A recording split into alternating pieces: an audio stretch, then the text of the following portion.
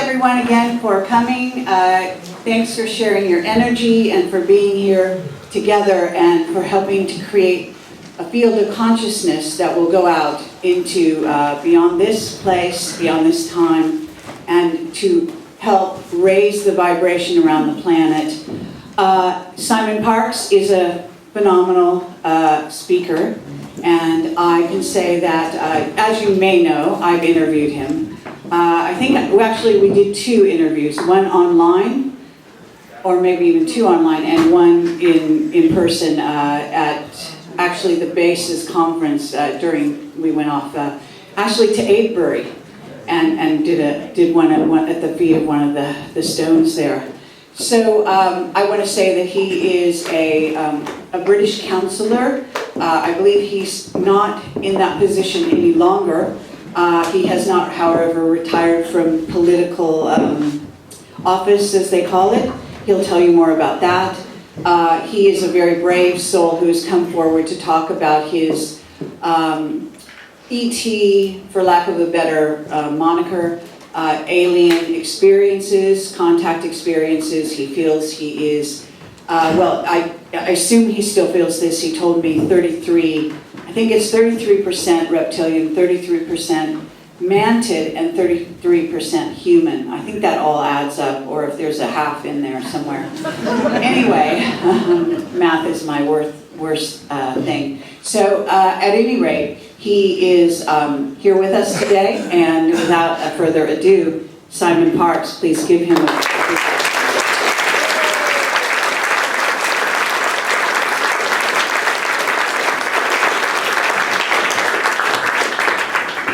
Well, good afternoon. Thank you ever so much for coming along. It was really nice to listen to Harold's talk and to Peter. It was very, very enlightening. I'm really pleased to be back here again.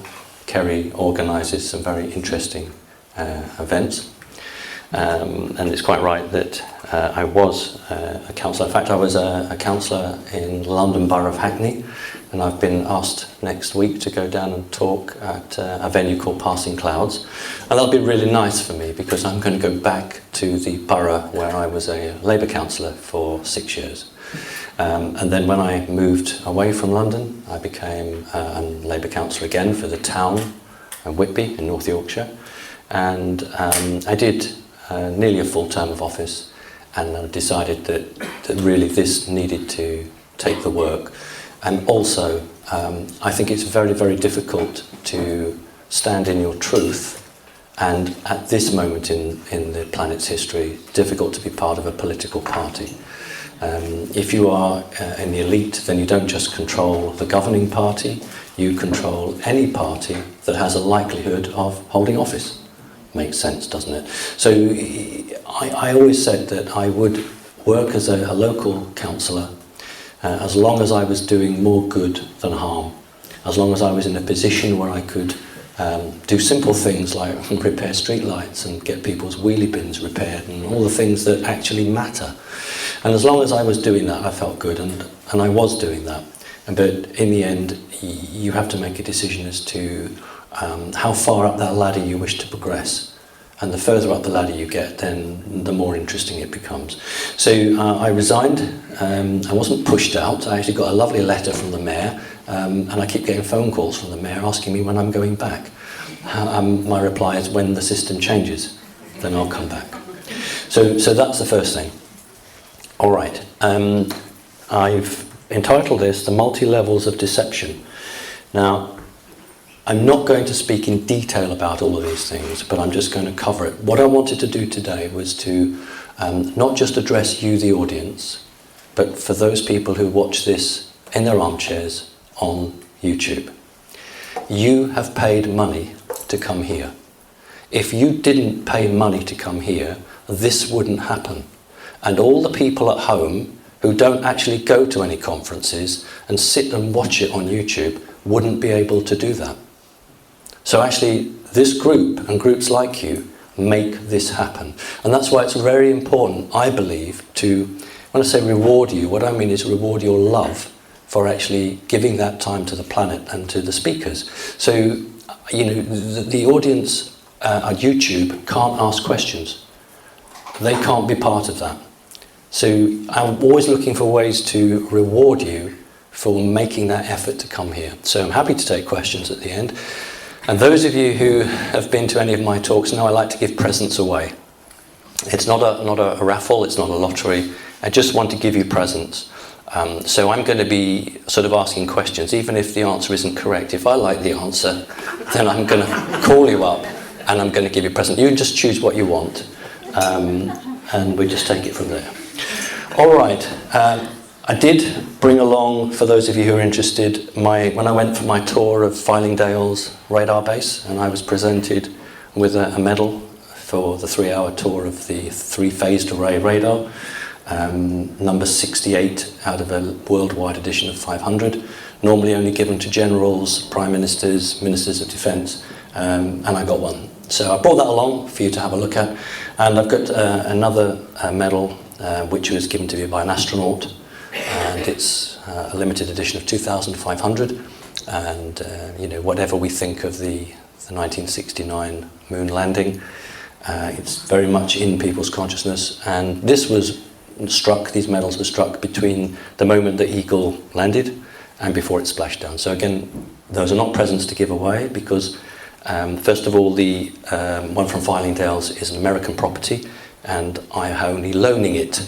I can pass it to a member of my kin, but I can't sell it because it's not mine, it belongs to the United States of America. The silver medallion is mine, and I want to share that with you.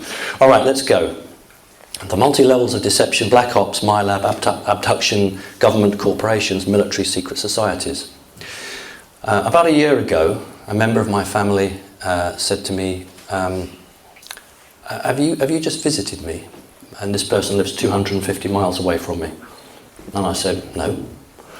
And a member of my family said, well, I thought it was you, but it isn't. It's somebody pretending to be you. So for the last year, I've been aware that something or someone has been trying to hoax myself, which is not good. I did a talk in Bury and was connected with 8 light workers and a member of the team at Connecting Consciousness who is Fran, and who'd been absolutely instrumental in setting up Connecting Consciousness. And she said that they had a piece of the jigsaw puzzle which they wanted to put to me, was that the creature that I referred to as Dad had somehow put some form of energetic hook in me and was using me to project to other people. So I could have become very egotistical and said, what, me? I'm far too spiritual for that. That couldn't happen to me, I'm too great for that. Or I could have done what a politician would have done and said, that's nonsense, that's rubbish. But what I did do was listen to it and realise that these people had brought me the final piece of the jigsaw. So I immediately repudiated the being that I call Dad. He has been totally removed from my website, and there's just a blank picture. I've replaced it with a picture of Mount Shasta. I put a quick statement out saying that, this is what's occurred. And people have said, well, if you're so psychic, why didn't you detect that there was this energy hook in you? And the answer is it happened between the ages of 3 and 6.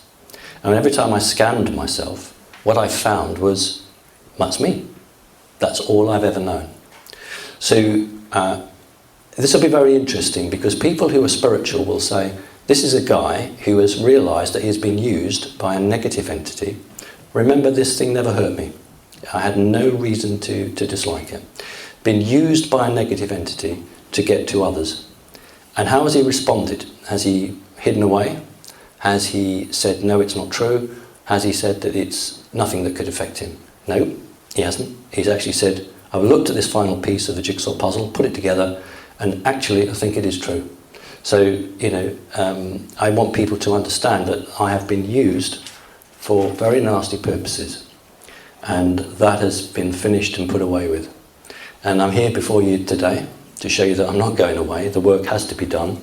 And it'll be very, very interesting to see who is spiritual And who says, yeah, this guy's actually stood there and taken it and come forward? And who's going to say, and some are saying, he's lying, he's not really sorry. And that's actually what's happening. So, you know, that's the situation. I want you to know that. It's important that you hear it from me. Okay, here we go. That's a Draco.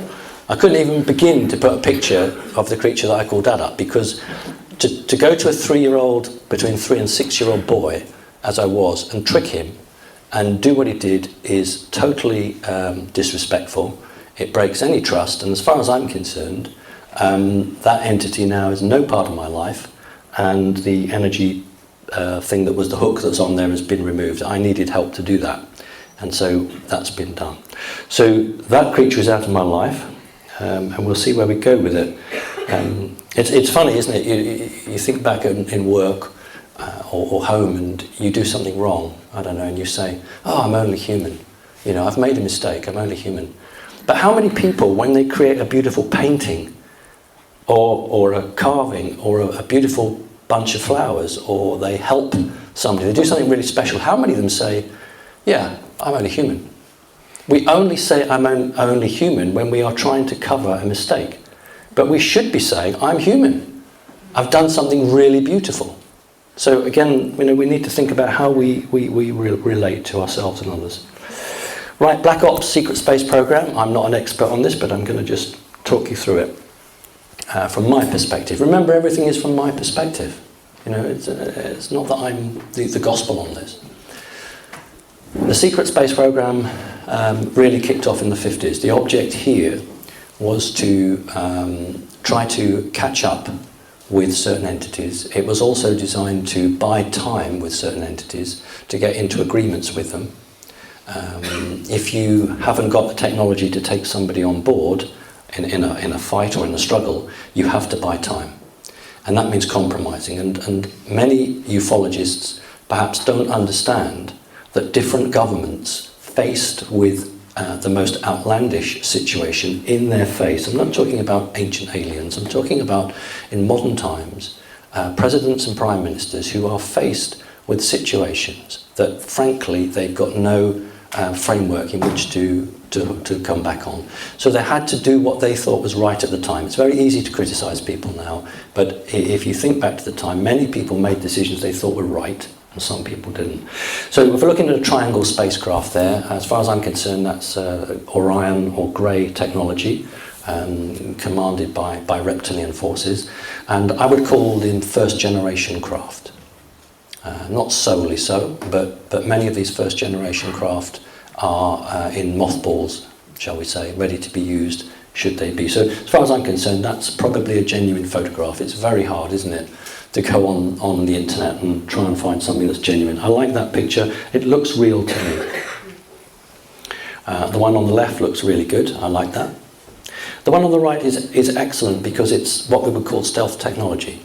Stealth technology, in part, comes from off-planet technology. And you can look at the engines here. It's like a hyperjet or a version of a ramjet.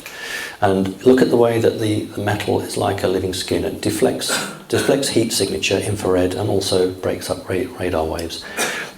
What you're looking at there is something quite exciting. It's a human mind working with exotic materials, exotic ideas, and creating something.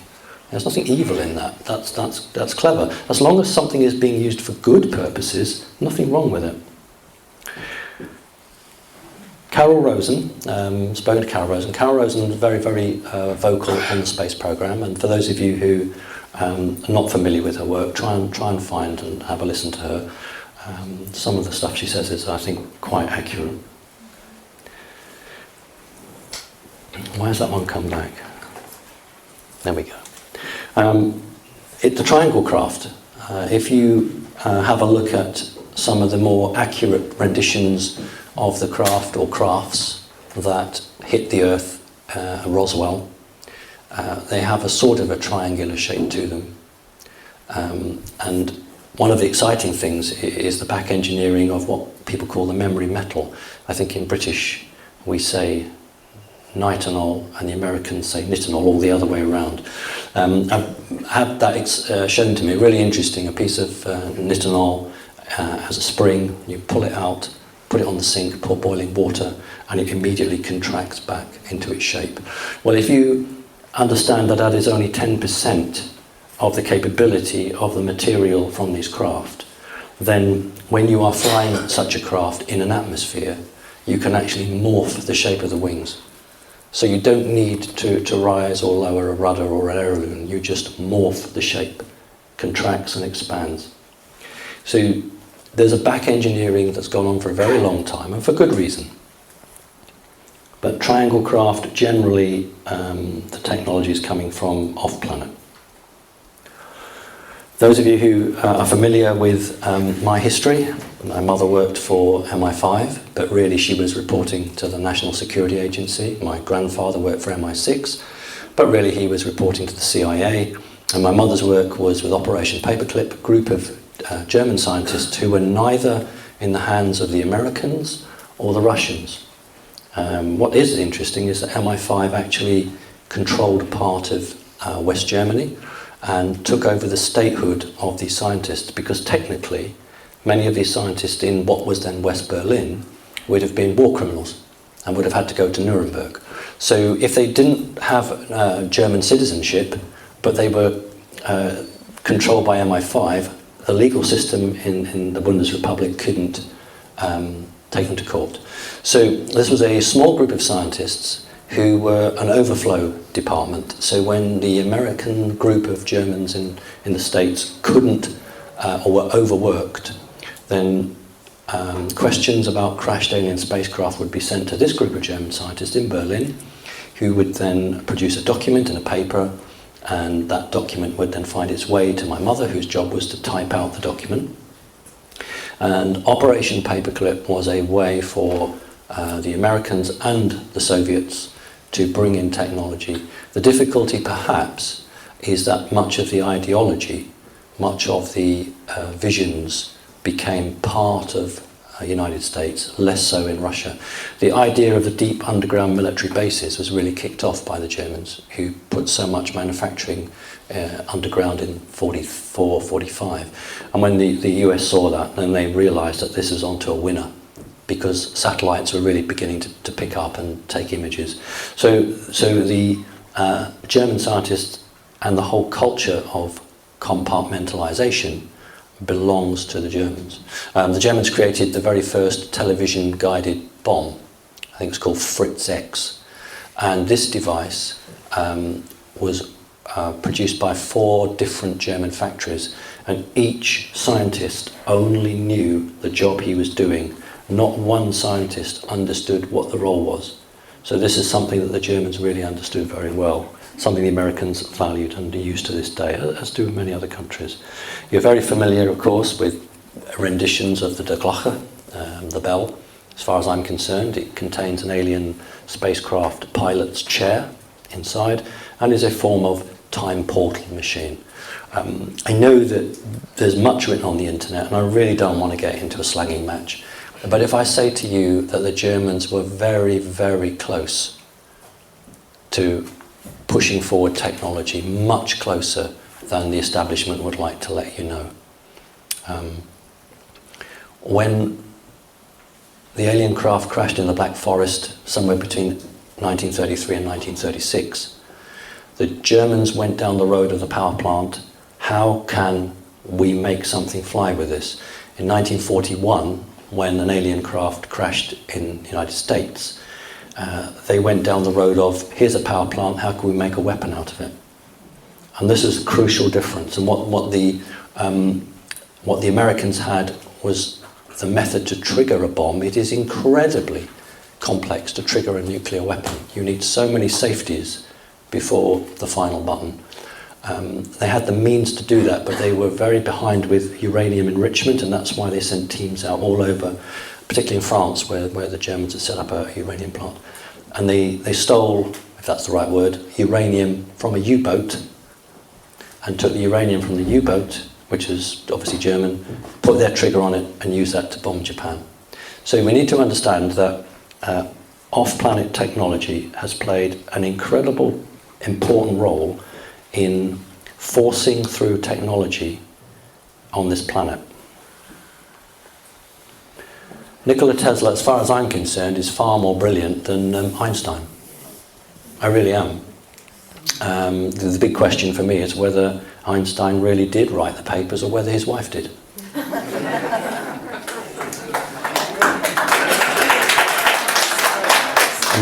My mother said to me that she knew that Einstein was one of the quote German scientists taken to the Roswell crash and shown around it.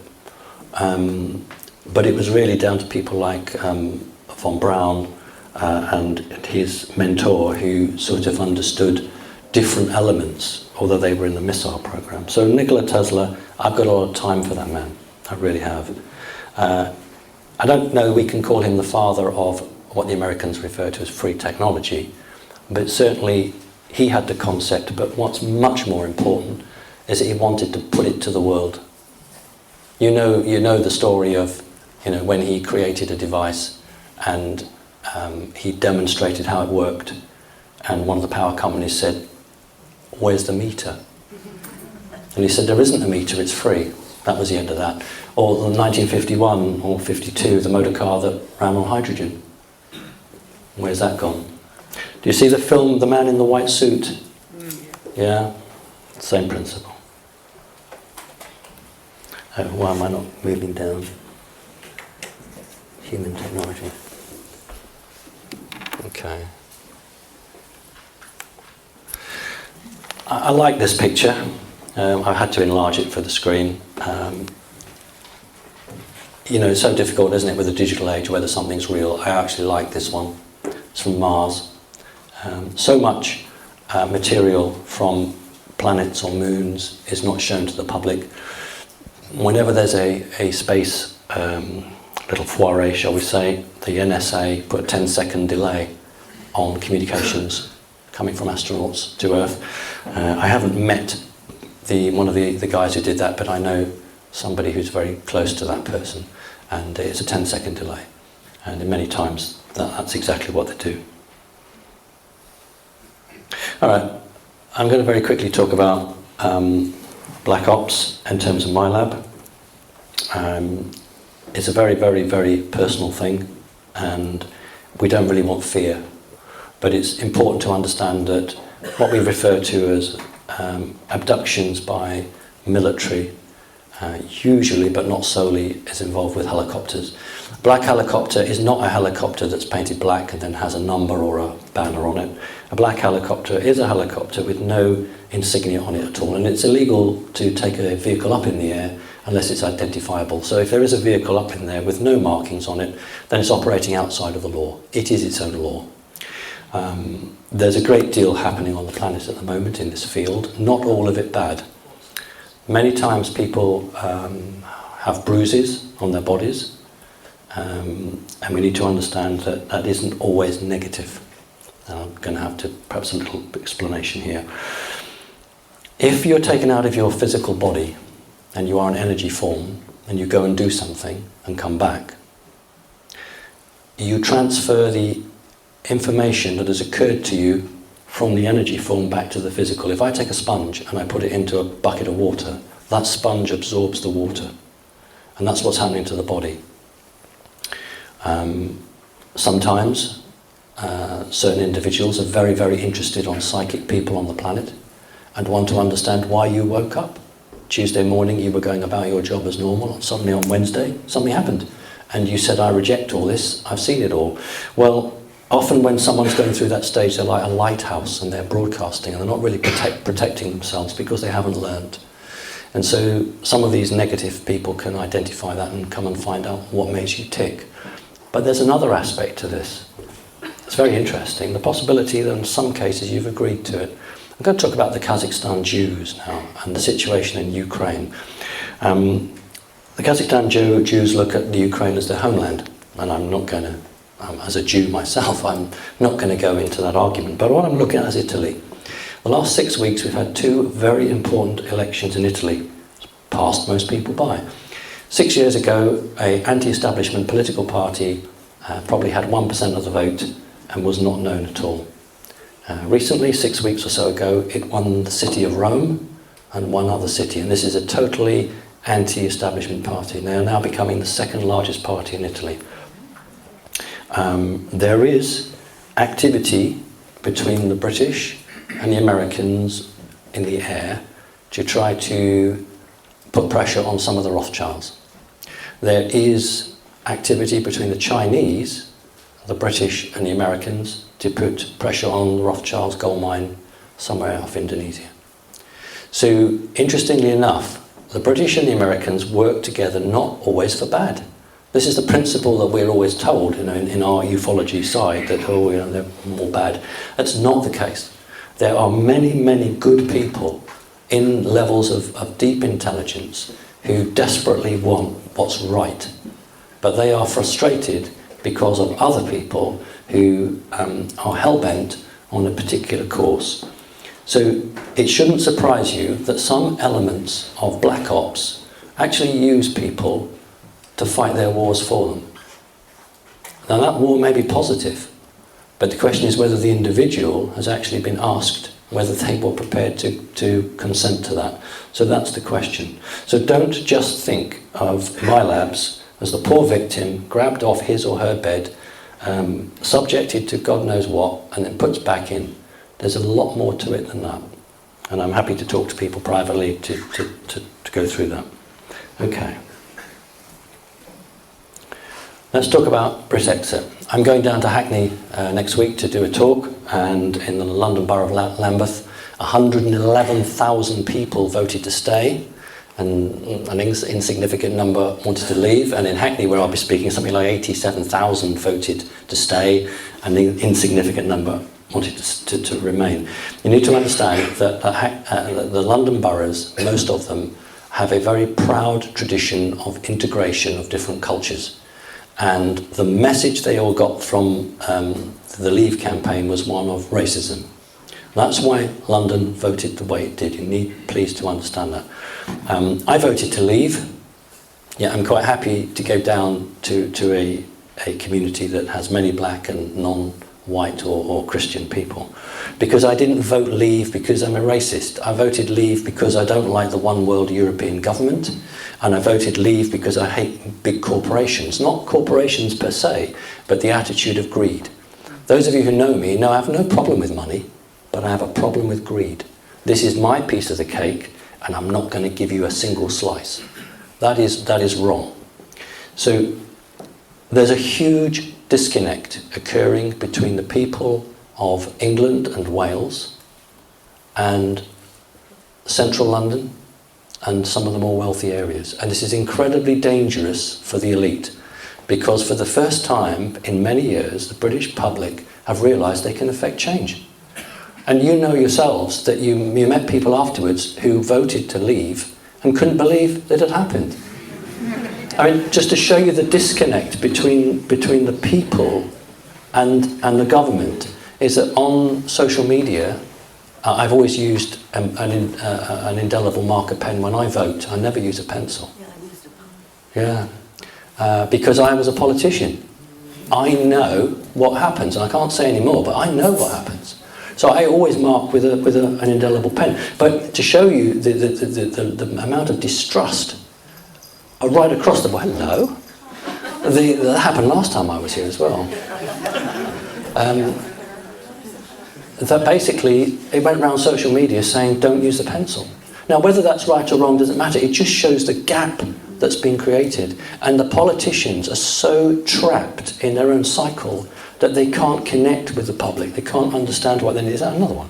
It's the same one. Okay. You see, if in the film The Matrix, when Neo says, that's deja vu. All right. More like Groundhog Day. Groundhog Day. Well, it isn't Groundhog Day, ladies and gentlemen, because we are all breaking free. We really are. If you look back 10, 15 years, how lies and hidden issues were kept from the British public. Jimmy Savile. Human consciousness has risen so much that it is now very difficult for politicians and senior people to keep lies from us. You know, Savile was 50 years covered, but he couldn't do that now. He couldn't get away with that. So what I'm saying to you is that it is positive because we are all evolving and we're changing, and you know, there comes a point where people have got to decide which side of the fence they're on. They can't sit in the middle anymore. And are you on the Titanic? And we'll talk about the Titanic. You're on the Titanic or on a lifeboat? Okay. Right. Woodrow Wilson. I know some of you are familiar. Remember, I'm doing this as much for the people on YouTube who are coming to this for the first time. Woodrow Wilson, I'm going to read it. I am a most unhappy man. I have unwittingly ruined my country. That's the United States of America. A great industrial nation is now controlled by its system of credit. We are no longer a government by free opinion, no longer a government by conviction and the vote of the majority, but a government by the opinion and duress of a small group of dominant men. So it's one of the first presidents to actually come out publicly and think, oh my God, what has happened under my watch? But not in a position to stop it, but enough consciousness to come out and try and warn people. Top bit, we have come to be one of the worst ruled, one of the most completely controlled and dominated governments in the civilized world. No longer a government by free opinion, no longer a government by conviction and the vote of the majority, but a government by the opinion and duress of a small group of dominant men. So in other words, Woodrow Wilson had a very clear idea of what had been done, but wasn't in a position to stop it. Felt he wasn't in a position to stop it. Who's that? Who said Boris? First one. See, I like that answer. It's actually right. All right. So what presents we've got today? I've got some minerals. I've got this is a Stone Age tool from southwest Spain. It is about 1 million years old. That is a copy. I know it's very small. You're going to need a glass, but that's a copy of the Roswell newspaper as it appeared. Yeah. That's a fossil book. That is a pack of playing cards for crop circles. Watch it. Some of them might be fake. I've got 2 videos, and I've got two marbles, Victorian, about 1880 from Germany. Which would you like? Have anything you want? Yep, yes, of course you can. Thank you. Pleasure. Well, what I'm doing is there's no lottery here, there's no raffle. I don't want any money, I'm giving these out of love. And this is a message for the corporations. Yes, I know we've got to make money. We have existed in this place for a very long time. But the reality is that it's greed. Wouldn't it be nice to have a bank that just charged 1% interest or no interest at all? It'd be really good to move away from money, but I don't think the way it is at the moment we can do that. But I think we can gradually move away from it, because money is one of the greatest controlling systems on this planet. All right, so that's Boris Johnson, but who's with him? Yay! Who said Rothschild? Right, what would you like? Baron Rothschild. What was that again, you said? This is German marbles, made in 1880. I'll have one of those. You choose. Don't mind. Yeah, Thank you very fantastic. much. Thank you so much. That's a pleasure. Right, good, so we got that right. What's interesting is that it was obviously the done deal. You needed to be next to Rothschild to have a photograph. Let's talk about Brit Exit. And I need to just tell you, by the way, that I always, like all speakers, I take my time here very seriously. I really do. And I plan probably 12 hours getting the presentation right. 5 days ago, I became aware that I'm being fried by microwaves from a radio mast, which is about 120 feet away from me. The authorities sought planning permission within 3 to 4 months and be going public. And what alerted me to it, you know, I have a radio show. I do two radio shows a month.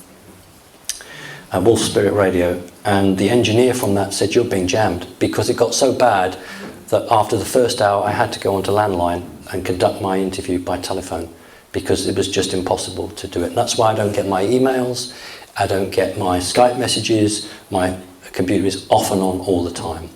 So got somebody in who is a professional, not part of the system, not a paid-for engineer, but an independent engineer, who did some tests on the digital display. It went red, and on the analog display, the needle measuring was bouncing off the right, and the engineer said to me, I've never seen anything like this. This is a terrible health hazard.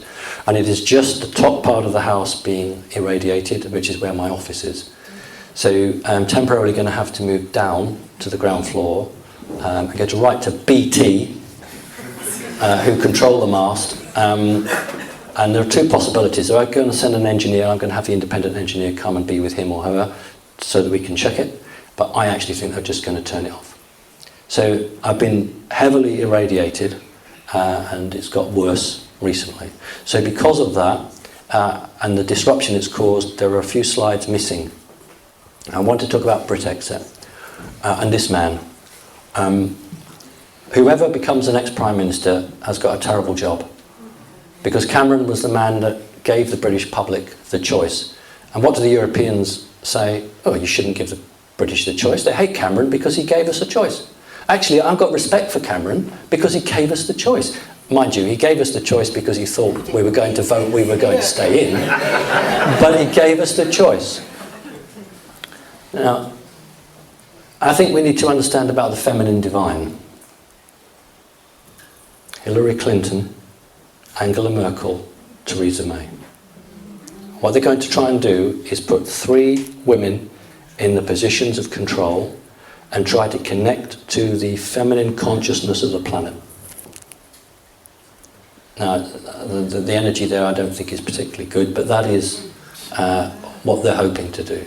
Because they know that the traditional way of dealing with this situation in terms of people beginning to change is not working. So it was always going to be Theresa May. It wasn't always going to be Hillary Clinton, actually. 2 factions, one really want Donald Trump, and I call Donald Trump Ronald Reagan on steroids.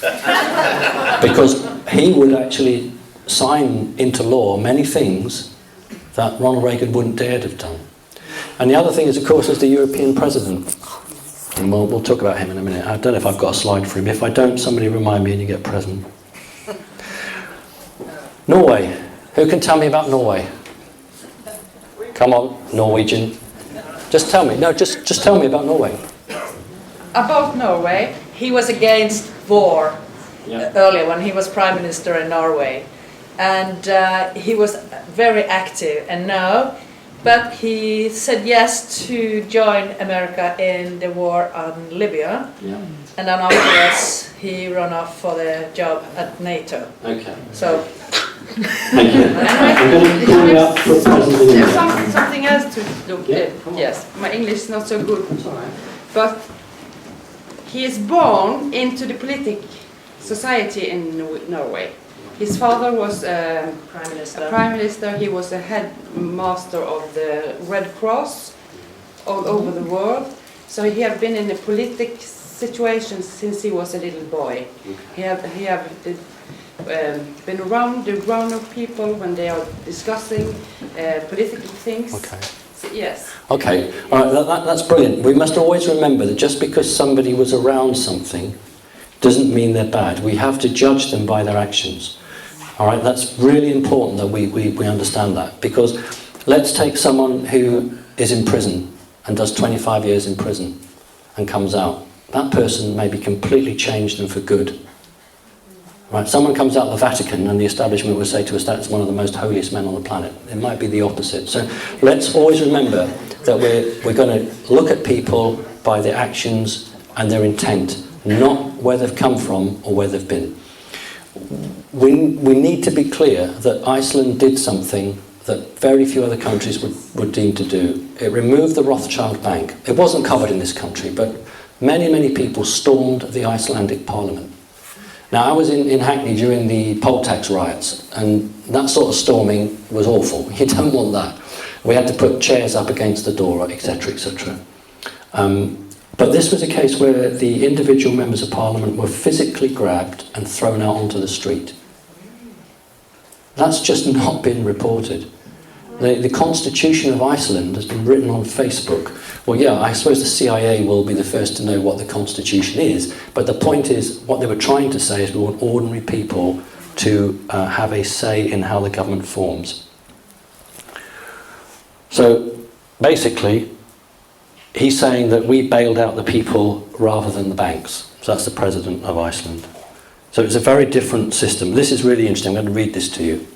Iceland did it, so can we. Bankers jailed, and we've got pictures of them, you can see it is true. Politicians replaced, no shots fired, and that's really important. 2008, the citizens forced the resignation of both the Prime Minister and the effective government. 2010, the Prime Minister was indicted, over 200 criminal charges were filed against the bankers, and all of the former CEOs of the 3 biggest banks were arrested, and others did leave the country. 2010, an assembly was elected to write a new constitution to avoid entrapments of debt. 25 citizens were chosen with no political affiliation. The only qualifications for candidacy ad hoc for the support of 30 people. And the main Bank of Iceland was nationalised. So the point is that the Rothschilds at the moment do not control Iceland, but as you've intimated, are trying to get back in. But it's been done. And it wasn't reported accurately by the established media. Here's the 2. 4.5 years is not very much, but it's something. And it sent a great message out. And that's... Can you pronounce the names for me? Because I can't. Well, that's brilliant. Thank you. You deserve a present just for that. I want to talk about elite individuals. And please remember that not all elite individuals are bad. We mustn't just, blanket brush people. We've got to be discerning here. Right. Nathan Rothschild. Can everybody read that at the back? Okay, I don't need to read it.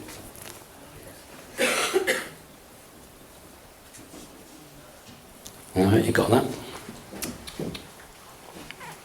There's a house. One of the many. Isn't that beautiful? Don't be surprised if the Rothschilds make an application to emigrate to Switzerland. That's seriously on the cards. Seriously on the cards. I know we do with all the properties everywhere. Maybe we could sort of go and visit them.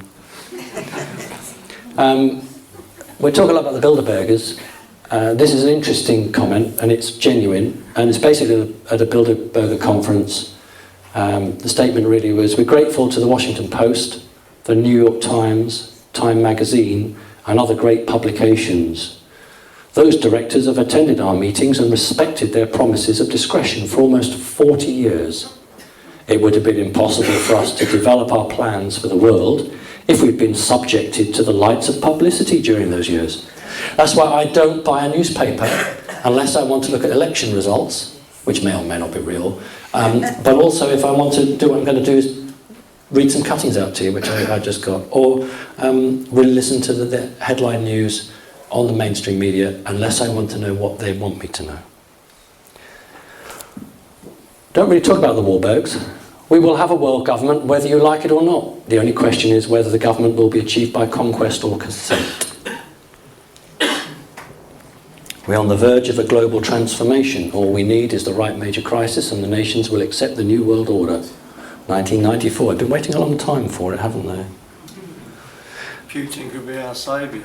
We're going to come on to Putin, so you might have a present in a minute. Right, here's the family. I don't know any of these people, but because of my experiences, because of who I am, I can tell you that this person has mind control issues, without a question of a doubt. May even have a demonic entity in him. And this one also has issues. And it's interesting, these are the younger ones being got ready. Okay? Remember, please, that not everybody who's bad guy is a reptilian. Part of the Palladian group had a splinter faction called the Aldebaran's, who masqueraded as Palladians. So we mustn't just judge people because they have a label on them. Always look to see what they do and how they do it. And this is not quite accurate. It's a bit out of date because it's changing all the time. But there are very, very few countries with a Rothschild bank in them. And Russia is one of those countries, and that's when we talk about Putin. Putin, a bit like Jeremy Corbyn, can't be controlled. Do you know that all of these shadow cabinet members who have turned on Jeremy Corbyn are either personal friends of Tony Blair or members of the Fabian Society? Okay? So if you can't control a politician, you get rid of them. And in JFK's case, they put a bullet or so through him. This is lovely. This is really old. If my sons didn't want wars, there wouldn't be any. Now then, we talked about Tavistock Institute, 1911. I'm going to tell you something which you may or may not know. First World War, not long after 1911 when Tavistock got going. The story of Adolf Hitler, a bit that perhaps you might not be familiar with, was that at the end of the First World War, Hitler was so absolutely shocked that Germany had lost. You have to remember from your history that no Allied forces really penetrated into Germany. So German soldiers couldn't understand why the Kaiser had given up when they were still fighting in French soil. And that's why in wars since then, the victor has gone straight into the country so that there's, it's very clear. Adolf Hitler had hysterical blindness. It was put down to mustard gas. I don't believe it was necessarily that. I think it was hysterical blindness. Do you know he went to an organisation linked to the Tavistock Institute? There were 6 of them. They underwent some form of mind programming to help them not have hysterical blindness. And this, I believe, was where the programs were placed in him to give him the alter personality so that he could be something when he was something else. I also do believe that he was someone else's son. Now, if you think that the Tavistock Institute was set up by the Rothschilds, and that I believe that Hitler's father was a Rothschild, and if you think the Tavistock Institute was commissioned in 1911, and the First World War started in 1914, you begin to see the pattern. I also don't believe that Hitler died in the bunker. My grandfather, speaking from the position of MI6, when asked if Hitler really did die in the bunker, he replied, well, MI5 didn't think so. That's how he would reply. My mother said that there was no way that he died. He'd done a deal with the Americans, and in return for Nazi scientists, an awful lot of gold, he was allowed to get out to Argentina. Simon, just quickly, there's some FBI papers that back that up actually. Oh right, okay. Yeah. Do you want to send a link out and we'll try and get them out? That would be really good. Simon, there's also another interesting fact about Hitler, not well known. Okay, please. Yeah. Apparently, Come here. when he was a student, and he was quite psychic as well, he was gifted, and he had a relationship with a young Jewish girl that gave him syphilis, which later on led to his madness and his hatred towards the Jews. One of the reasons. Okay, that's really It's helpful. not well known. No, I mean, I knew he had syphilis, but I didn't know how he'd got it. Yeah, he got it through a sexual relationship. Okay. He also only had one testicle, and that was because he had to lose the other one as part of a sacrificial agreement with the organisation that controlled him. You always have to give something. If you're going to do a deal with some of these groups, you have to sell your children. He didn't have any children to sell, so he gave a part of his body, and it's the creational force as a testicle, so you understand the magical link there. That was in the popular song, wasn't It was. We're not going to sing it though, not even for a present. Have you seen my previous talks? We know how Hollywood likes to use people and use them as the front for a film to put out information, not because they want to warn you, because they want to do anything about it, but it is the rule of magic that you inform people. Some people will say the thing in plain sight. It's not quite that. You inform them and then you also make it happen because they buy into it. I want to talk to you about a really interesting talk about magic. I want to just explain it to you. 2 sorts of magicians, black magicians, the old and the new. And the time of the Renaissance, science and magic were one. There was no difference. So alchemy was science. And then people like Leonardo da Vinci come along and others, and they draw wheels and cogs and pulleys. And in the human consciousness, that's science, I understand that. That became your cell phone, your mobile phone, your motor car, and went up to be science. The rest became magic, alchemy, the real alchemy, not changing gold, lead into gold. That took a dive underground. But many of the energies on this planet are connected before this split, this bifurcation. And that's how they still see themselves, in connection in that. So often media is used in a way that doesn't actually seem to make sense in a modern setting. So my mother, before she was murdered in 1979, told me that this man, Arnold Schwarzenegger, would be President of the United States, and he was earmarked to be president. He didn't make it. He became the second most powerful man, which was the governor of California. It is the governor of California who is the second most powerful politician in America. It is not the vice president. So already, many years before it happened, my mother had, through the network, had been told this man's been chosen and he's going to be the next president for the States. But that didn't quite work out. Talk about separate principalities. There is it's a half-baked idea, but at the moment, people in the top are considering taking England and Wales out of Europe, but leaving the City of London in Europe. And it's not going to happen, but there are some serious issues about that. Now, the financial centres in Frankfurt and Bonn very want Britain to go, because they will develop. But Theresa May, you will find, will try to keep the City of London somehow within that system. So I want to talk about separate principalities. Who can name the 3 separate principalities that we know of? Washington DC, Vatican City, City of London. Right, hold on, because somebody put their hand up, and I just want, who put their hand up? Right. Is that the same? Yeah. Well, I'd like you both to come up front. You shouted out, so that was naughty. But he put his hand up, so I'd like you both to come up now and just get a present. Come on, to be fair.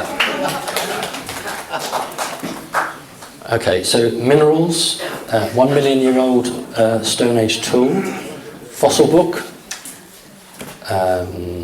crop circle book, German marble, videos.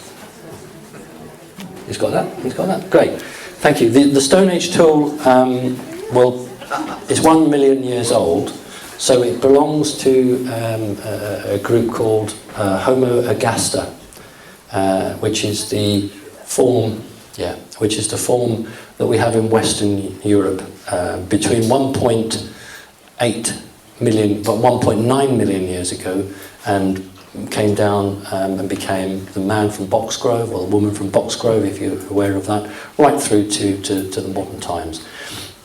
And for those of you who don't know, I was an auxiliary lecturer at the Natural History Museum, and I really enjoyed it. My job was to meet all the school kids who arrived from all over the world, and I was one of the very few who would take 5-year-olds.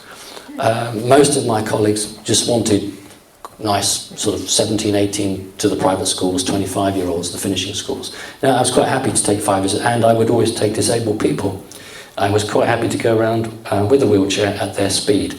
And my job was to take them to the Earth galleries, to show them the dinosaurs, the rocks, the fossils, and run workshops with them and their lecturers.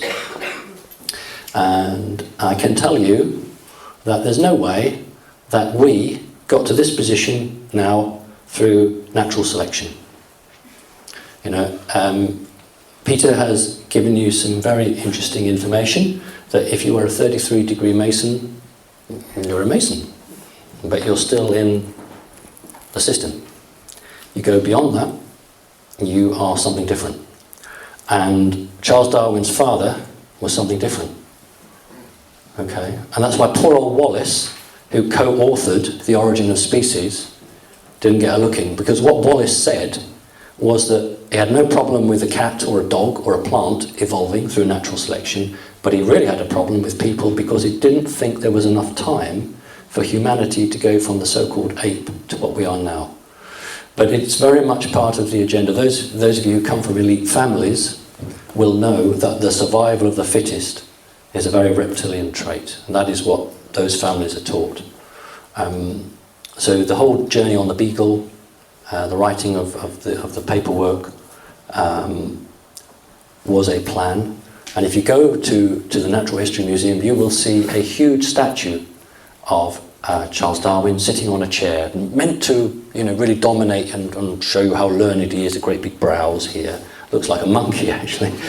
And poor old Wallace, who co-authored this book, is reduced to a painting about 6 feet away, the side, and there's a little rusty old plaque that says Wallace, co-author of Origin of Species. So don't stand around Darwin, go and look at the painting, because Wallace actually said what he said. And there's the system presenting the image to you, and we just can't quite hide everything, but we just put Wallace around the corner. So just know that. Right, so separate principalities. If you want to operate a law within a law, you need to be separate. So the first one is the Vatican City. Why a church needs to be so grandiose, I really don't know. Because if you believe in the poor, if you believe in the suffering, why would you do that? Why wouldn't you strip every bloody piece of gold out? Hang on, wrong picture. Why wouldn't you strip every piece of gold out and sell it on eBay and give the money to people who really need it? Why wouldn't you do that? It's because people, those people anyway, are full of ego and into power and control. And religion, I must correct myself, most religions are about control. That's what it is. It's a club. I've always said it, you put, and I'm sorry gentlemen, you put a man in a room and you give him a set series of tasks, there isn't a problem. You put 2 men in a room and you throw a piece of paper in and you say, right, elect yourself a leader. It goes wrong. That's because of the ego. It's because of the programming. It's because nobody can give. I can't step back. I can't be seen to do that. I must come forward. Why? Because we're not inherently bad beings. We're wonderful creatures. But we have been manipulated. The reason we've been manipulated is because we're not naive, that's the wrong word. We're so trusting. We're so trusting because we can't hurt somebody. We can't believe that the people we put into position of responsibility would do that to us, because we wouldn't. So that's how they've hoodwinked so many people, because we trust them. And that's why when the truth comes out, ladies and gentlemen, it's going to be on your shoulders and many, many people around the world who have known this to support those who are going to literally fall on the floor in a heap because their world has collapsed. And that everything they knew has been taken from them. But that's the beginning of regeneration. That's the beginning of them depending on themselves and not somebody else. But they're going to need support. So it's a bit of pain, but at the end of the day, fantastic. This is the Vatican's official seal, and what's interesting is the 3 crowns. And you mentioned the 3 principalities. This is the 3 principalities that are all separate. How well it's all linked in. Capitol Hill, Washington, separate principality. And let's have a look at this gentleman. Mr. Morgan, gold is money, everything else is credit. When the telegraph was invented, Tesla understood that most of communications went under the ground. Didn't actually travel majoritively through the air. So when this was designed, the old-fashioned, the Wild West, where they were tapping, they had 2 cables. JP Morgan owned most of the copper mines, where the copper was spun to make these cables. And now the guys who were operating the machines were quite technically knowledgeable. And they realised that if they just had one line running, and one from the pole going into the ground, and at the receiving station, one going into the ground, it would work. As soon as JP Morgan found out about that, he put a stop to it, because that would have cut his copper sales by 50%. We don't need 2 wires, we need 1. So there's so much in history, the evidence is there, but we have such busy lives. We are so busy surviving from day to day that we don't have the time that perhaps we would like to do that. But just ask your soul, ask your heart. Your heart will tell you, what is truth and what is not. This is really interesting. These 3 guys didn't want to set up what became the Fed Bank. They really were against it. And they were on what we would call the Titanic. There were 2 ships, a sister ship, and I believe it was the sister ship that was sunk. Okay? But basically these 3 guys were on there, and you need to understand there were many people who weren't important like this, and they lost their lives. So by putting these three up, I'm not giving these three added attention and forgetting all the rest, like celebrities, we'll focus on the celebrity. It's that these three were actively against setting up the Fed Bank, and so they perished in that incident. Are they doing the same tricks today, Simon, with the aeroplanes? Yes, no, People on them? well, they do, but they've had to learn to be even more duplicitous, because human consciousness is rising, and they are then having to be even more devious. But they are being caught out. I'm going to read this because it's very tiny, this writing, but it's very interesting. I think that picture is taken from the film, which I've never seen. Right, the novel Futility. Anybody read the novel book called Futility? It was written in 1898. Oh, I've got to save a present.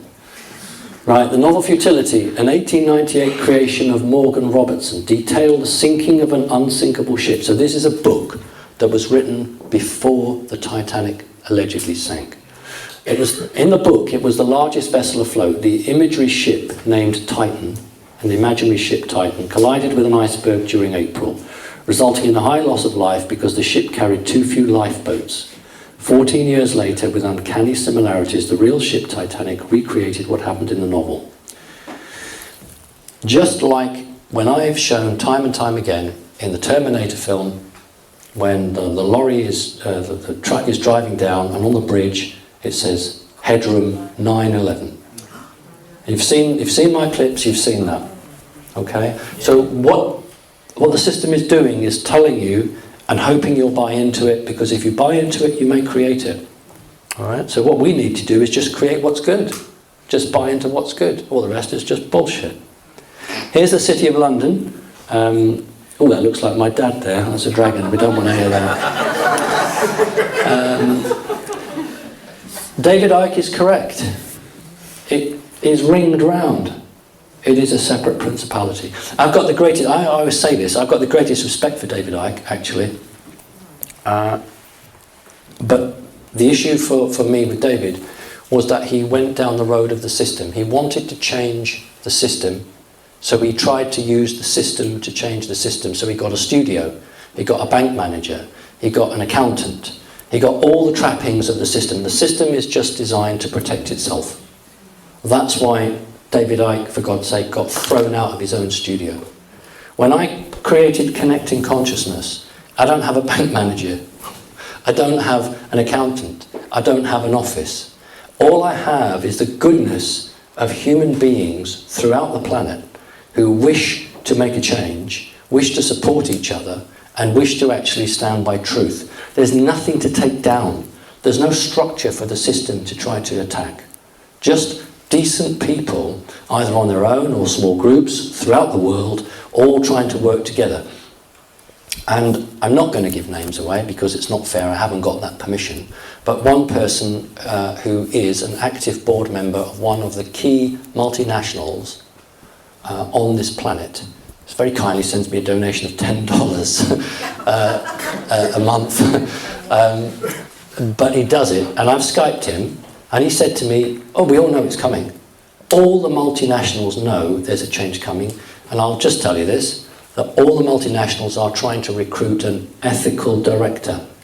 Because what they want to do is to still be a multinational when the consciousness changes. Therefore, they want to change the way that people perceive them. Now, okay, that isn't the right reason, but what it tells you is the usual story that the elite know there's a big change coming, and Joe and Josephine on the street don't actually have a clue at the moment. So, when I wanted to set up Connecting Consciousness, I did not go down the traditional route. I gave up my job. I was a driving instructor, and I enjoyed that very much. But I had to decide, do I want to play whatever my part is, whatever my role is, no matter how small it is, or do I just want to carry on, doing what I did? And I decided that I had to take the risk, to give up the regular salary, give that up, and just rely basically on donations and doing the few soul readings. And I decided that I could never have lived with my soul, my consciousness, had I decided that, look, I'm going to play it safe. I'm going to do the odd conference, but I'm really going to have a day job. And this wouldn't have worked. So he sends me $10 and I thank him. I thank him. I love this. It's the Tower of Babel, the City of London. It is the centre of the financial world, what anybody tells you. And what's happening at the moment is the elite are trying to suck all the value out of the Western world before it collapses. Okay, and that's very, very prevalent and very, very much the programme at the moment.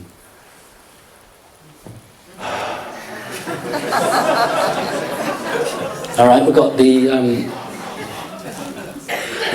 famous pyramid. You're all familiar with this. Again, this is more for the benefit of people who are watching this for the first time and don't have the experience and the knowledge that you guys have. Okay, and we need to make sure we're not better than them. I'm not better than anybody. I've always stood up here in front of everyone and said, I'm just an ordinary person, just trying to tell you what he understands and sees, and hopes that you go away and do your own research on it.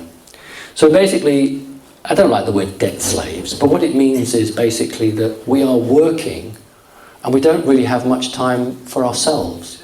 We don't have time to connect with the planet, to be spiritual, to understand who we are and our true history. Now, I say to people sometimes, imagine an imaginary house with a boy and a girl, brother and sister, say 6 years old, and mum and dad goes to work every day and comes back. And then suddenly mum and dad don't come back anymore.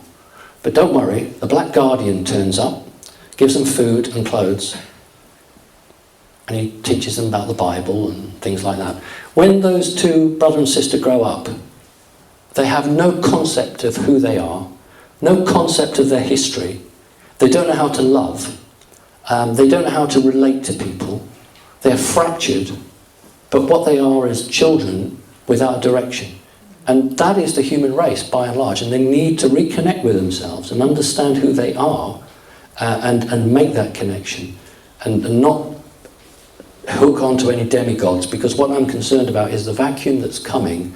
Something or somebody will present itself as the saviour, and unfortunately many people like to abdicate responsibility. You know, don't worry, Custer's cavalry are coming.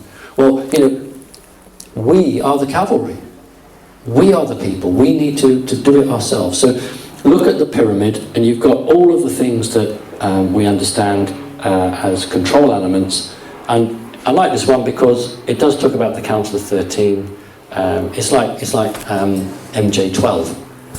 You know, the majestic 12. Well, it may have been 12, but it's a different number now. It's higher. So we have to be careful with some of this, but it gives you the overall idea that you have corporations, different levels of control, powerful families, etc., etc. It is a pyramid shape.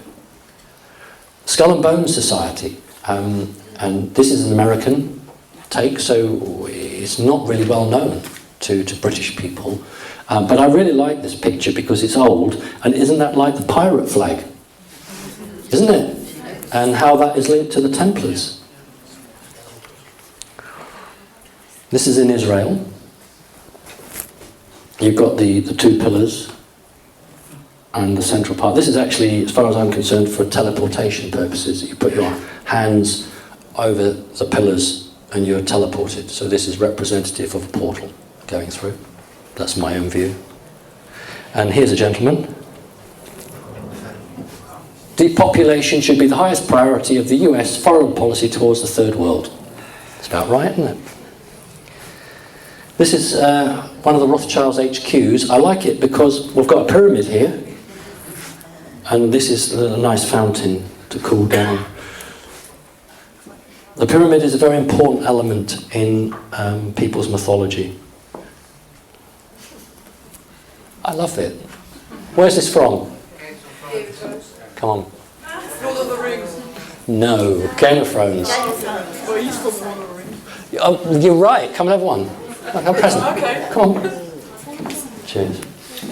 Yeah, fine. I feel really greedy here. You're not greedy. Which one's that one? This is called Spudnik mineral. It's like a Spudnik. Do you want it? Yes, please, yes. Oh, thank you very much. It's a pleasure. No more now. Greedy. Pyramids are important. You know this is Mendelssohn. Sometimes people who are from a certain culture can't help themselves, and when they reflect back into themselves, they'll go into the pattern they're in. I might do that sometimes. Doesn't mean I'm a bad person. But he could also be signalling somebody in the audience, or signalling somebody that time to change the questions, to understand what these signals mean. There we go.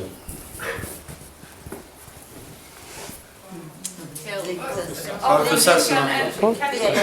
Yes, that's right. They both were assassinated, or murdered is a better word.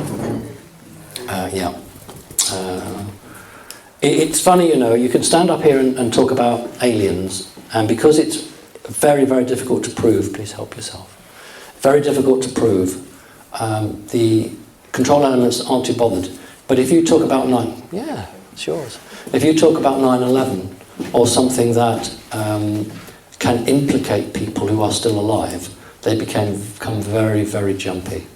So whenever a speaker would talk about something that is connectable in a 3D sense, it's a subject, it's not light. I wanted to read these out to you because, for those of you who are not clear, this man was totally split in the sense that he was in a position of authority and he wanted to make changes and couldn't.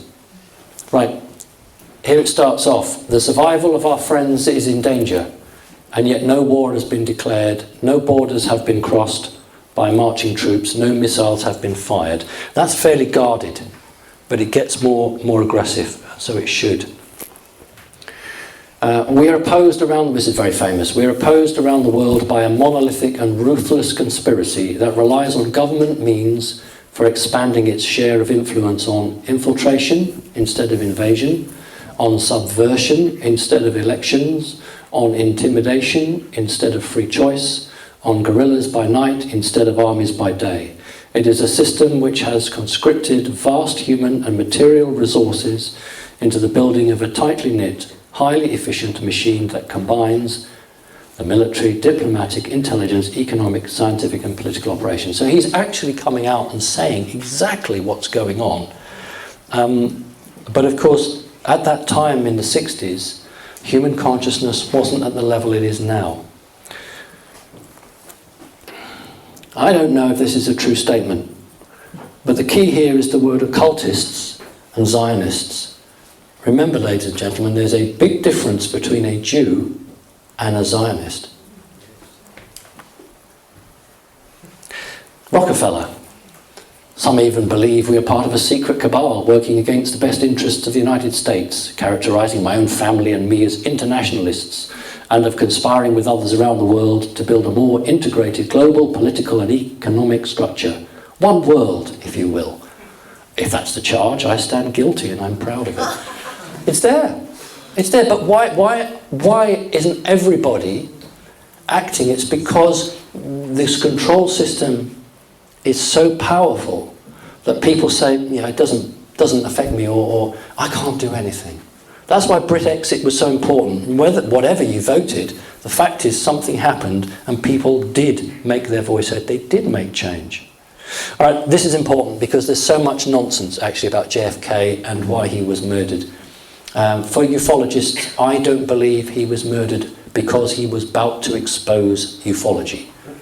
I don't believe. I believe this is the statement that got him murdered.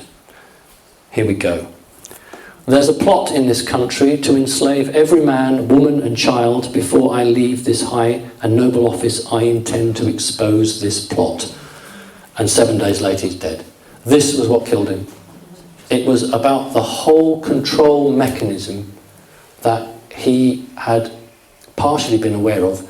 Remember, when he was a young senator, he actually wrote to the military about Roswell and said, I want to have some information. And it's actually on the CIA files that they responded to him. The CIA was, of course, created after 47, but they responded to him, and he was known as a young senator who had been given some information about Roswell.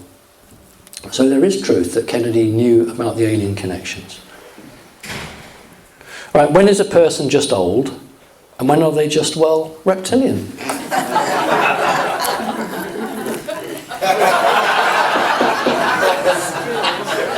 It's very scary. I'm sorry, but you gave me the reaction I wanted, which is you laughed at it. Because you know what? If you laugh, your resonation and frequency is higher than this, and it can't hurt you. Okay, that's how I want you to be with it. You're higher than it. It can't touch you.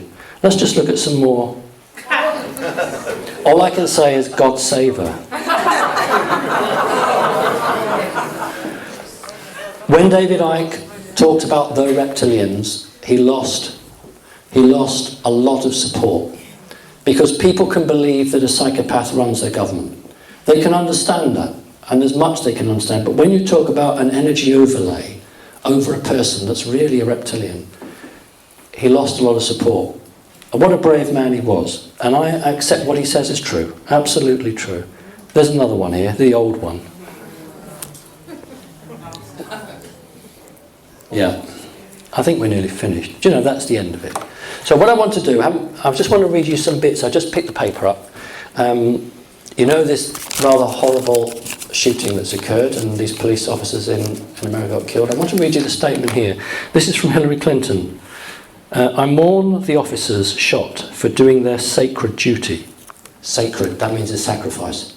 If she uses the word sacred, that's a sacrifice. Okay, so understand that one. Let's do some more here. This is just in the Guardian newspaper. The front page is US Reels from Dallas Massacre. The Attorney General, Loretta Lynch, said the events had left the Americans feeling a sense of helplessness, of uncertainty, and of fear. These feelings are understandable and they are justified. They're not. This is the system trying to program people to be victimised and fearful. And then she goes on to say, but the answer is not violence. In other words, we don't want violence against the control system, so you can't be violent to us, but we'll be violent to you. So you need to understand that that is a statement that's going out saying, I understand how it's made you all fearful. No, it doesn't. It doesn't make you fearful. What it says is, I understand what's going on here. There's something playing out here, and it's wrong, and it needs to stop. So it's not about being fearful. So she's got that wrong for a start. The other thing I want to show about a different world. I love this one. This is a woman called Christina Estard, and it says 75 million for divorcee, which is fine. I have a problem with that, but I love that. Who at court said she required 1 million a year for clothes. So what sort of world have we got where we've got, and on the other side are some black people from Eritrea starving. So on this side of the newspaper, this woman needs £1 million a year, and this poor person only needs £1 to survive. How can this be right on the same page of a newspaper? Don't the editors have any? No, they don't, obviously not. So here we go. Here's another one. Lady Green. Who knows what Lady Green was involved in? No presents. Right, Lady Green was married to Lord Green, and it's about BHS. Did you say BHS? I'm sorry, I didn't. You whispered it. Right, so I'll just read it. In 2005, Lady Green collected 1.2 billion. Now, these are crib DVDs, they're really good. Go on, thank goodness. Right. In 2005, Lady Green collected 1.2 billion dividend from Arcadia, the biggest in British corporate history. No tax was paid on the dividend because of her Monaco base. The same goes for the family's share of the estimated 586 million that was paid out of BHS to the Greens and other investors in dividends. Do you know there are people who worked all their lives at BHS and probably got no pension now? They're going to have to go cap in hand to the government. So she got 1.2 billion because he transferred it to his wife because she lived in Monaco, paid no tax, followed by a further 585 million. So this is what's totally wrong. And if you have £100 in the bank or £1,000 in the bank, you're trapped in a system. Because if the system comes down, then, I'm going to lose my money. So they've got me. All right, I very quickly, how much time we got, Kerry? It's 20 to 3, so... How much have I got? 20 minutes ago. Fantastic, right, okay. I want to do a quick warning. This is not about fear, it's about stopping something. Hang on. It's about stopping something. Those of you who followed the work know that we did some interesting work with the Hadron Collider, CERN, correct? And there's 3D official evidence out there which shows that it actually stopped working during the worldwide group meditation. That obviously is just coincidence. And what I want to do is to alert you to the fact there are 3 people now in high places, not in this country. 2 wish to activate the San Andreas fault, to activate a 7 on the Richter scale. These 2 want to do it before the November presidential election. The 3rd one wants to do it after the presidential election. And this is using the device called HARP. I'm going to do a worldwide meditation. I can't do anything with the machine because the CERN machine had consciousness, you see. The machine was sort of semi-alive. The HARP machine is not. And I'm not going to waste my time sending peace and love to a piece of machinery. What I want to do is to send a message to these 3 people that they should be part of the human race. That they have a duty to humanity, and to whatever humanity is left in them, I'm going to appeal to that. But I need to do remote viewing with my teams beforehand. I'm not going to put anyone into any sort of jeopardy. So we need to do that, and we'll be calling on volunteers in September, and we need to stop this. The idea being that California, Texas and Ohio wish to cede from the Union, and if we can prevent an activation of that machine, there won't be martial law declared in California. That's the point. We need to understand the economic situation. We'll quickly talk about Putin, you did bring that up. There was a Rothschild meeting 5 weeks ago. This is the executive group. The executive group agreed to the deal from the Chinese. The Chinese have offered the Americans the codes to a German bank. Remember, the Chinese have 1/3 of the world's gold to back the yuan. You've got China, India and Russia working together. But the executive needed the Bilderberg group to ratify it, and many things they were doing, but that was one of the things to ratify that. But the Chinese deal is that the Americans can have access to the gold, providing they move to a silver-based currency. For the last 7 years, the Americans have been hoarding silver, historically accurate. Think of the Wild West and the silver dollar. So the Americans will move to a silver-based currency. The Russians and the Chinese and the Indians will have a gold-based currency. And George Soros, famous for the man that broke the Bank of England, for you who don't know, he's an American, and he has the George Soros Foundation. That sounds really nice, doesn't it? It sounds like a foundation that helps starving people to access clean drinking water. No, I'm sorry. The George Soros Foundation is just simply there to make money for George Soros. It has 30 billion to invest, and George Soros, as we speak, is buying gold mines in South America because he wishes to position himself. United States of America, silver-backed currency. Russia, China, gold-backed currency. George Soros in the middle with gold mines, trying to play this wheel. I've always said that there are 3 very important places on the planet. United States of America, it's where the physical will is going to happen. The United Kingdom, because it's where the energy is. And Germany, because it's geographically centrally placed and has a lot of karma to it. Only the 3 women are from there. Well, I did talk about the pyramid, the triangle, and this is the plan to try and hook it in. So I'm going to take a few questions, but I just want to say to you that I've never stood before anybody and said, we're finished, it's all over. I've stood before you because it's not finished and all over, except for the other side. Anybody who wants to stand in the way of freedom and the development, you need to understand that this isn't the only planet evolving. Planets naturally evolve. And there's a covenant between the planet and the human race, which the planet has not forgotten, thank goodness. That's why it's really important that you individually reconnect with the planet and show your love for the planet. So when this planet evolves, as it will do, it will take those people with it that are ready to go with it and want to go with it.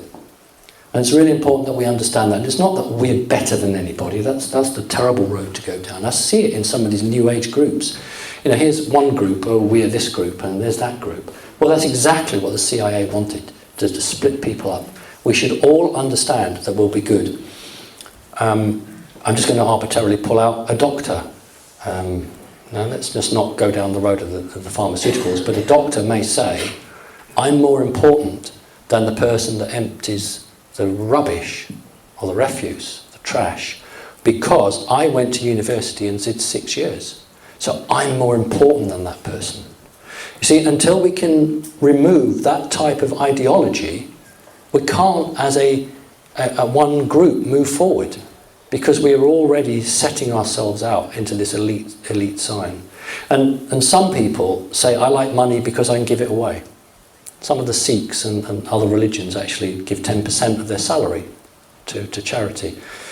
Very good idea. Before I take the questions, for those of you who haven't seen, that is the little medal that I was given when I went round Fylingdale's three-phased array, and if you want to have a look at it, you're very welcome to.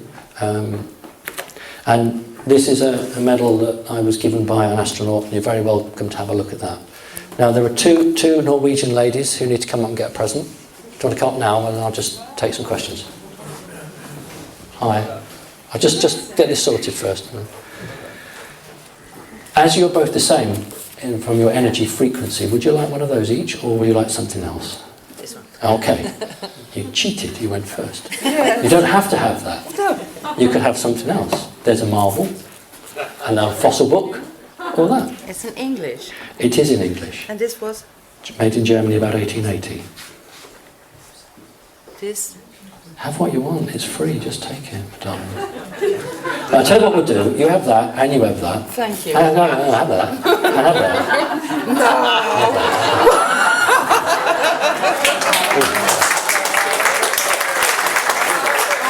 Right, we've got about 15 minutes. I'm really happy to take any questions. The order. So the gentleman in the white at the back. Simon, hi. Sorry, I lost my glasses. I can't see you properly, but I've been fascinated. You mentioned Brexit a couple of times, and I've been absolutely fascinated by it, following every twist and turn and campaigning for it in Watford. And it occurred to me only fairly recently, I don't know what you think, it only occurred to me recently just precisely what the deception was that the government was playing. And that is, there's one central thing, there's one central obvious thing which would probably allow a lot of people to vote Brexit in a heartbeat. And they did everything they could to get people to take their eye off that by playing the divide and rule, talking about the economy, racism, or it's a protest against the political class, whatever. As long as they didn't talk about this one thing. And the one thing, it's about democratic accountability. And, you know, if you can't vote out your government, you're not free, you're a slave. And people have been encouraged to think that the European Parliament, because they're MEPs, it's pretty much, it's a bit remote, but it's vaguely democratic, that's enough for me, because they're MEPs. But the one thing no one says is that the European Parliament has no law-making power. All they can do is rubber stamp what's sent down from the unelected commissioners. That's all they can do, they have no power. The European Parliament is an illusion. So we're basically faced, if we'd have stayed in, we'd have been faced with these commissioners who can't vote out, making most of our laws in time, and then because of that we would not be free. But there was no mention of that at all. They just wanted to allow people to just go along with that illusion that the European Parliament was powerful. It has no power whatsoever. It doesn't. I just want to add another layer. Thank you for that. And I agree with that, totally. But I want to add another layer of complexity on top of this. 4 years ago, there was a demonstration in central Tel Aviv, 100,000 Jews, which is massive for a very small population, demonstrated for peace. They didn't want war with their Arab neighbours. That was not covered. The only reason I know, because somebody I know sent me a clip on their mobile phone, but that was not put across. Now then, think back the last 3 months. You couldn't put the television on without seeing lots and lots of migrants charging against the boundaries. You couldn't open a newspaper without seeing it. Why would the elite play to the exit campaign? Why did they push that? You see, let's talk about the top of the pyramid. Of that top of the pyramid, 100% are elite. But they are stratified within that. The vast majority of the elite wanted Britain to stay in Europe because financially and politically they kept the control. But I have to tell you that the very, very top wanted out. If you go and do some research, you will find that some very prominent people, George Soros is one of them, bet that Britain would leave the European Union. And I haven't got the figures, I've not been given the figures, but what I've been told is that he made a 15% return on his investment. and a Rothschild also bet that Britain would leave. And when the Twin Towers came down, Larry Silverstein made $1 billion. So when things happen, they're not just on one level, ladies and gentlemen, they're on several levels. So the vast majority of the elite wanted Britain to stay in Europe, but the very top boys decided they could make a big killing on this, because, as I said earlier, they want to suck the wealth out of the Western world. Why else would you have night after night on British television pictures which purely played to the racist camp? Why would you do that? If they know how powerful imagery is. So you have to understand that the 95% of the elite were betrayed by their own elite. That's why in politics in Britain, everyone was sticking a knife in everyone's back, because they were leaderless or they felt betrayed by the people. So this is what's happening as our energies are moving and changing. So they are being forced to decide where they are. And I hope they join the human race. Were they not self-destructive in that sense? Because they played against their own game? Yes. If you do something that is not beneficial to others, but only beneficial to yourself, then you are putting yourself above them, therefore that will come back and bite you. So yes, it's right. Next question. I think, lady there. Hi. Hi. What do you were going to say something about Putin? I'm dying to know. All right. Okay. One of the pictures that I didn't get, I'm really sorry. I have a picture, a very rare picture of Putin in the ocean with dolphins around him. A really, really lovely picture. And that, I think, tells us a lot. As far as I'm concerned, Putin is neither good nor bad. Putin is meant to be here at this time, and he stands in the middle. That's the energy that he presents. I'd never signed the Official Secrets Act, so I'm not in breach of anything. I'm going to tell you that the battle in Ukraine, which was funded and sorted by the CIA, was for a Zionist stroke faction. And we've got some really crazy people in power in this country and in the West. A VPN line is a secure line that runs under the ground and it's not for general purpose. It takes internet traffic.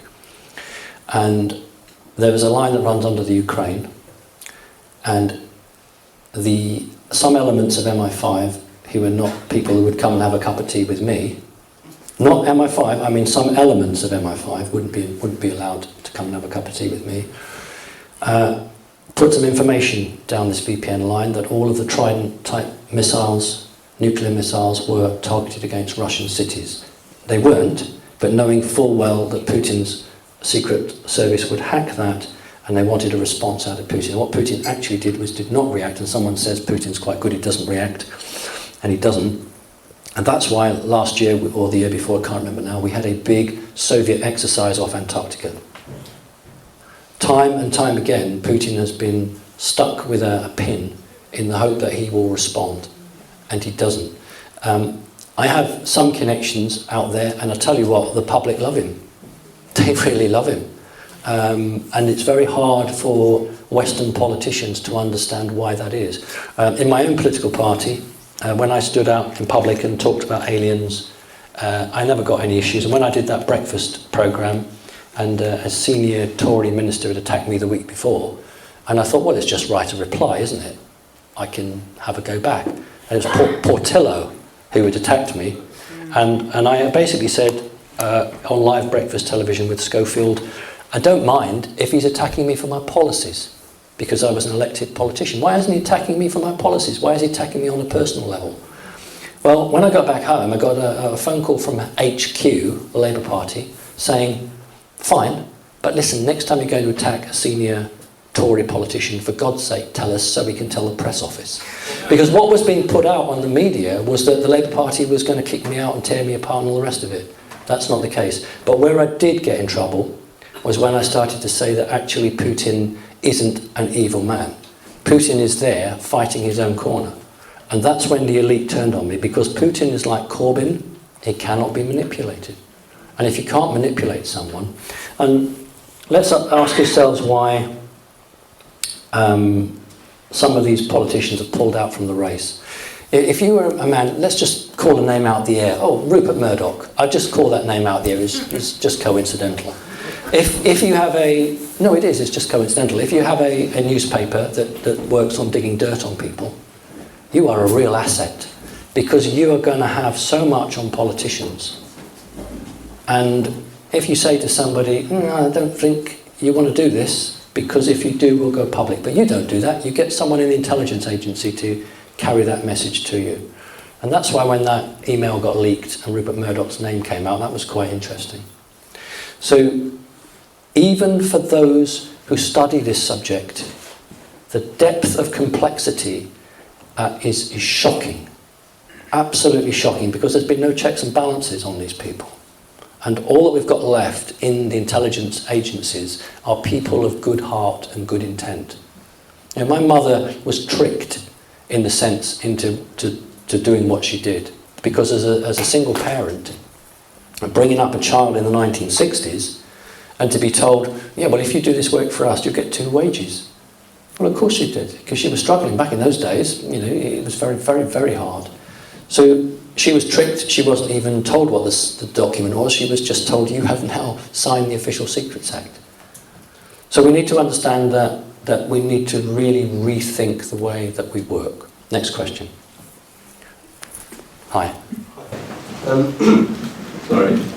So you have Sumerian gods, Egyptian gods, Greek gods, Norse gods. There's many different alien races that came to our planet to be carved into history as legends and myths. I'm Japanese, and there's a group of gods in my country too, the Shinto gods. There's a legend in Japan about the first emperor was a descendant of the Shinto sun god Amaterasu or Mikami. Sun. Yep. I've also heard from Alex Collier, I think, that the Shinto gods were a collective of beings from the Pleiades and the Andromedan galaxy. My question is, would you trust the Japanese royalty or the government to be of benevolence, or should the Japanese public, including myself and my family, be wary of them? After all, they and the Japanese government do keep many secrets, especially the occult kind, not to mention the kamikaze rituals displayed during World War II and the Genghis Khan invasion, and Hitobashira human sacrifices, which sounds quite reptilian, in my opinion. After listening to all your interviews, did we get taken over? I compliment you on your English. I only speak one language, so well done, sir. Brilliant, thank you. Good question. You already know the answer, but you've answered the question because you want that debate out here, and that's fair enough. No, you trust yourself. That's what you do. You trust your soul. That's what everybody should do. Ask yourself, is this right that what I'm going to do, or does this person sound right to me? Does this benefit people, or does it just benefit me or this individual? So it's not about trusting in that sense, putting your energy into an organisation. It's about what you believe. Put trust in yourself. Some of these gods are the same gods. Okay, and we've had this conversation with other speakers. If anything has a sacrifice in it, it ain't good. So, you know, you've got Abraham wanting to sacrifice. Then you go across to the Aztecs in South America wanting to sacrifice. You know, we have Hillary Clinton using the word sacrifice here. These are not necessarily separate gods. They're a god that comes into one nation or one country and then gets kicked out, and then sets up camp somewhere else and then gets kicked out. And often it's the same one in a different guise. So I am not going to involve myself in your country's politics, because it's a very noble history. It's got a long history and there's much culture there. So my answer to you is, you're absolutely right, 100%. Just trust yourself. Next question. Hi. Given that we create with our minds, and I think in one of your interviews you said you had a picture, you knew what mankind could be. Yes. Can you please share some of your picture with us so that we can join in that vision? Thank you. I'm happy to. One of the best ways is a meditation to create the ideal picture. We have to be very careful, because each person's perception of what they think the ideal picture is different. So we have to have goals that cannot be corrupted, goals that only speak from the heart. The concept for me is a world where we aren't prisoners of our own framework. We don't create our own prison. We don't create our own limitations, where we actually believe that we can do anything we want. Right? There are so many misguided people on this planet, and most of them have been made that way because of the system, the way they've grown up. And we need to understand that they're not actually bad people, but they've just been manipulated. And I haven't yet reached the full level of my development. If I was a Prime Minister, I would have a very real problem in not hanging a paedophile, as it stands at the moment. Okay, there's one subject that because of what I know, I cannot forgive, and that's people who hurt children. I can't yet forgive that. Now, maybe I'm not fully on my journey, I'm sure I'm not. So maybe when the day comes when I can forgive at that level, then maybe I've made it. But at the moment, I just couldn't do that. And when we've cleansed all of this, you see, this is a third dimensional planet.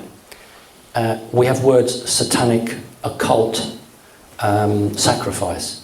Those words don't exist in the fourth dimension, in the black magic world, but the energies do. And those energies have been drawn here, and we give the word. If you go higher dimensionality, they lose their strength. So this world is vastly modelled on somewhere else, and that's why when we evolve, we don't actually need to do much with the fourth dimension, because we've already experienced it. So you've got to remove the poison, remove the control. There will be a period where people are lost, but it would be dangerous to come in and say, all right, okay, well, we're going to give you a way forward, because that can become the next control system. You know, you've got to draw all the poison out. So what do I foresee? I foresee men and women living in these physical bodies, but being aware that actually what's inside them is very different and is of an energy creation and will come back. Understanding that the best thing you can do is forgive and have love, to always think about other people and not about yourself, and to share what you've got. Because it's really hard if you've got a piece of bread or you've got something, and I've tried to demonstrate it today. Yes, I know these are extra things, presents, but if we give without wanting anything back, we're not putting an energy signature on it. I give you this, I don't want anything back from you. You know, I give you the story. I'm sorry, Kerry. Can I have 2 more minutes? Is that all right? Just 2 minutes. Yes. I know. I'm sorry, darling. Gentleman's dead now. God bless him. Really nice guy. I have an allotment. I like to grow my own food because I really don't want the chemicals that are sprayed on these things any more than what's coming from upstairs. And this guy had a bit of a mental condition. He collected sticks. He had loads and loads of sticks, thousands and thousands of sticks, just laid up everywhere. And he was watering his garden, and he had a little watering can. And I was watering my allotment with my hose. And God bless him, his name was Harold, and he was going backwards and forwards with watering cans. Harold, would you like to borrow my hose to water your garden? And I could see the control system coming on him. And it was like, no, it's all right, I've nearly finished. And I said, how have you got a stick that I could borrow? I've got a sunflower, and it's moving around. Now I haven't got any sticks. And behind him is literally hundreds of sticks. Well, at the end of it, when he finishes, he comes up to me and gives me a stick. Now that tells us so much, because I asked him for something and it wasn't a shop. Because, oh, I give you this coin or this note and you give me something back. 3-year-old children are already programmed into that. They go to the sweet shop, they give the person the money and they get something back. They're already programmed. So when I asked him for something, and without giving him anything in return, it was, oh, can't do that. Then he thought about it and thought, I'll give him a stick. So we need to understand the levels of programming. And remember the story, sorry Kerry, remember the story, American research done in Britain some 12 years ago, where 2 guys went into a school, 7-year-old kids, and they dressed in boiler suits. And they went in and they said, quick everybody, there's an earthquake, get under the table. And not a single child at 7 years old got under the table. Then obviously it's all agreed between the headmaster and the staff. They went into the changing rooms, put on £500 suits, went into the next class and said, quick everybody, there's an earthquake, and everybody got under the table, because by the age of 7 years old, those children already understood what a uniform was. If you had a tie, you were a man, you had a tie and a shirt and a suit, you had to do what you were told. But if you went in as a working man, you didn't matter. So you need to understand how people are controlling, and even parents are inadvertently controlling their children. I think we've run out of time. Listen, thank you ever so much. I love you very much.